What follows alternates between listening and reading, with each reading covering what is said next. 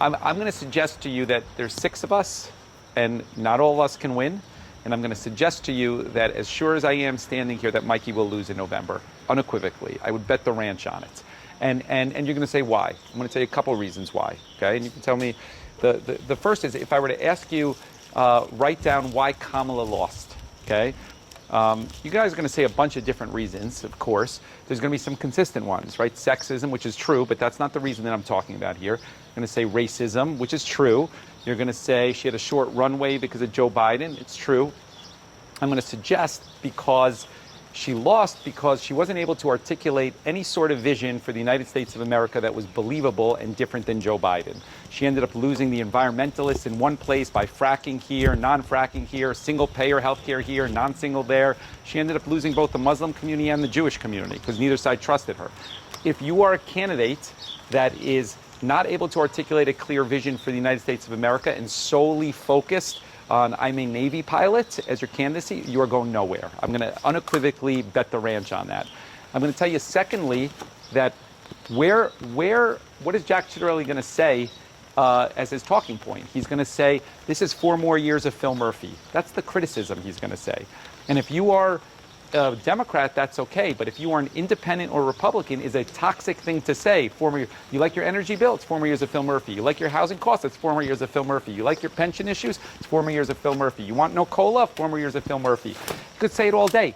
And if you are a creature of the establishment with the same consultants, the same lobbyists, the same political machines around there, you're going to lose in November because that's not where the mood of the country is, let alone the state. I could tell you for sure that's how it is ultimately.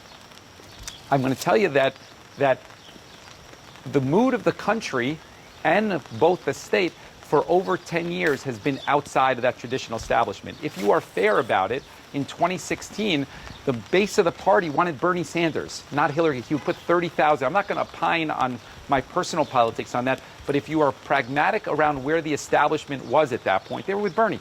I mean, the base, the establishment was with Hillary, and they overrode the Bernie people, and they inserted her in, and we paid a price for it. Same thing in 2020.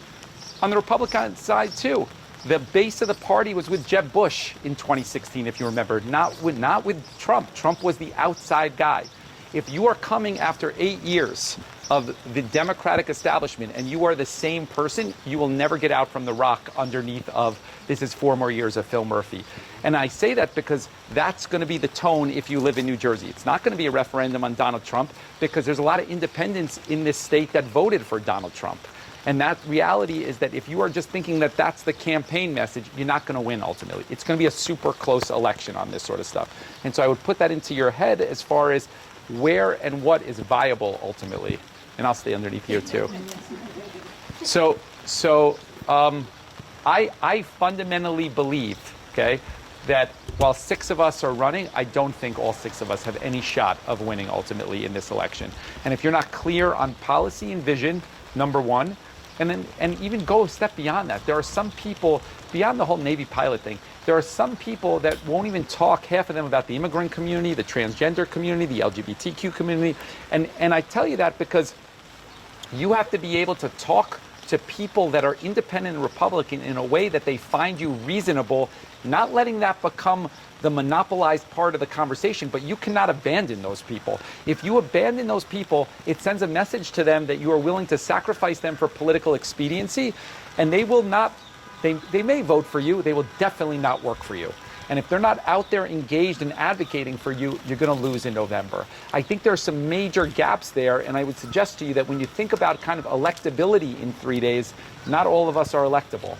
And if that was your first kind of litmus test, Jack Ciatterelli is going to be a tough candidate to beat. And that message of 4 more years of Phil Murphy is going to be a dangerous message if you are an institutional candidate. It just is what it is. And I'm going to tell you that if you get it wrong on Tuesday, it has a cascading effect, because the truth is that while we're going to live in New Jersey, it's going to be a litmus test on Phil Murphy because politics are local, your finances. The rest of the country is going to view it differently. If you live in Montana or California or Florida, you're going to view it as a referendum on Donald Trump because that's what you're going to think. You're not going to live here. So you're going to see it as either an affirmation or a rejection of Trump policies. And if a Republican gets elected in November in this state, there's only 2 elections in the country, Virginia and New Jersey, they're going to view it as, New Jersey reaffirmed the fact that Trump is building and I should be with that guy. And it's going to impact the 2026 midterm elections in a massive, massive way. So just say to you, these things have cascading effects in a serious sort of way. And being that you guys started before the rain saying electability, I did want to get that in there. Vote for Steve on June 10th. He's working for all of us.